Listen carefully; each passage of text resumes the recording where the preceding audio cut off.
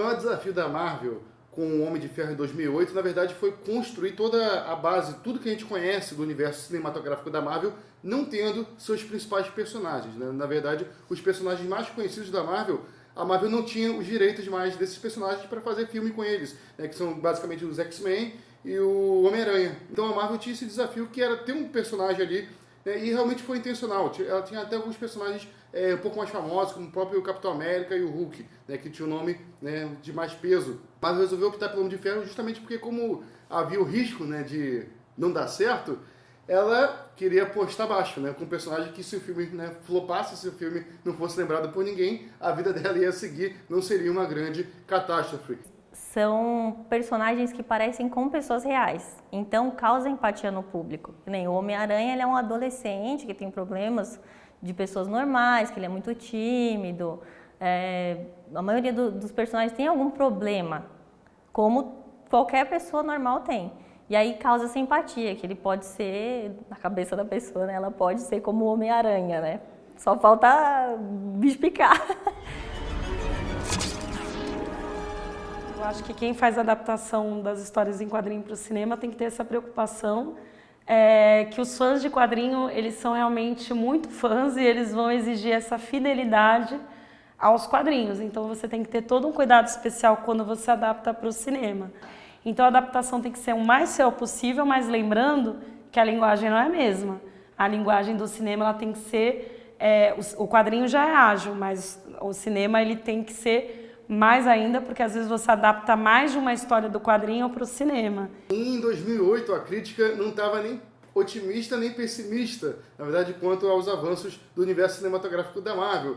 Principalmente se for comparar com a trilogia do Nolan, né, do Batman, que já é uma trilogia de heróis de muito sucesso, não teria como prever se a Marvel conseguiria superar, né, isso ou não, porque na verdade não havia ainda nenhum filme feito de fato pela Marvel Studios. Então, o Homem de Ferro foi o boom, assim, que foi a abertura desse campo de vamos fazer filmes, vamos produzir os filmes, os nossos filmes. Eu acredito que eles ainda tinham muito pé atrás, mas o filme mostrou que eles vieram para, tipo, ó, agora a gente vai fazer uma coisa decente. A Marvel, na verdade, ela consolidou uma posição de fazer filmes de heróis melhores do que a DC Comics. É difícil ainda competir com a Marvel, porque a Marvel, eu acredito que a Marvel ela apresente, no geral, personagens mais complexos do que a DC Comics.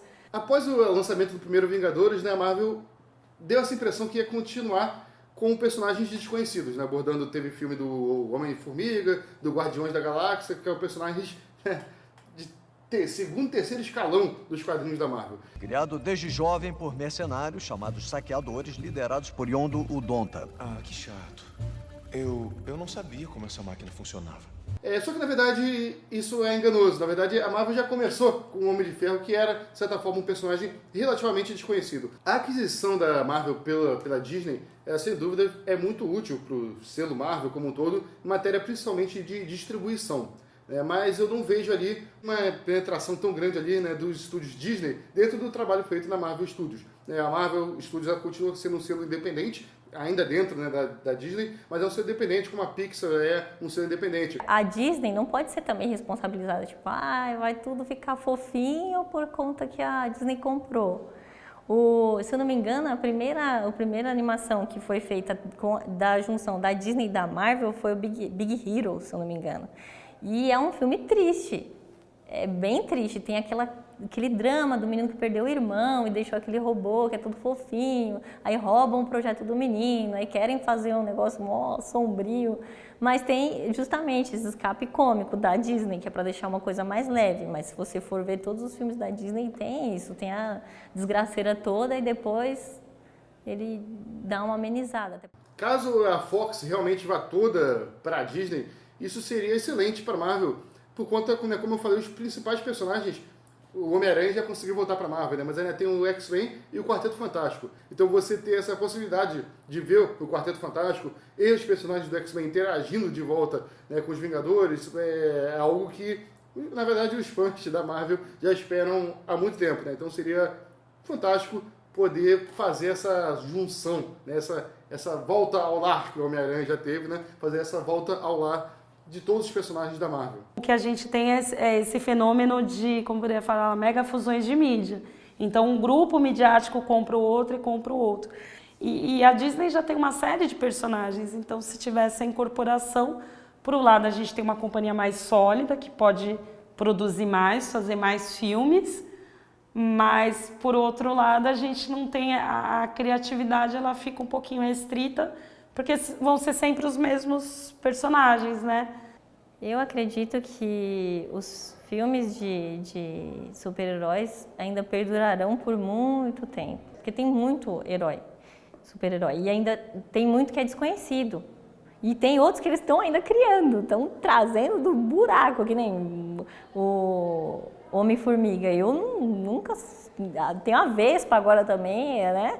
Então, eles vão inventar um monte de coisa, vão trazer, vão fazer crossover, aí vai contar a história de outro. Eu acredito que não vai acabar agora, vai ficar por um bom tempo ainda.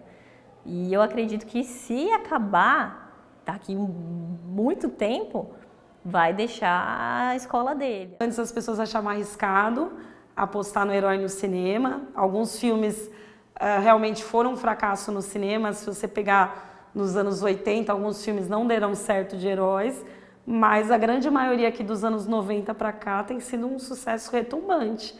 Inclusive os filmes de heróis são garantia de boa bilheteria. O gênero de super-herói, eu realmente acredito que ele já está saturando pelo seguinte motivo. Não é que saturando no sentido que, não aguento mais, gênero de herói tem que acabar. Não, realmente o gênero de herói, ele foi o gênero mais marcante da última década. Foi o gênero que mais impactou em números absolutos as pessoas que vão ao cinema. Você vê um amadurecimento maior desse gênero, você vê histórias desse gênero deixando de ser histórias escapistas ou histórias, né, que trazem um bem-estar para o público, para ser histórias que fazem você pensar, o que tem uma maturidade maior, né? Tocam em temas mais relevantes. A tendência é que a curva começa a se reduzir um pouco mais na próxima década, né, que está entrando aí. Começa a iniciar lentamente um esvaziamento ou uma mutação, uma transformação para um outro gênero.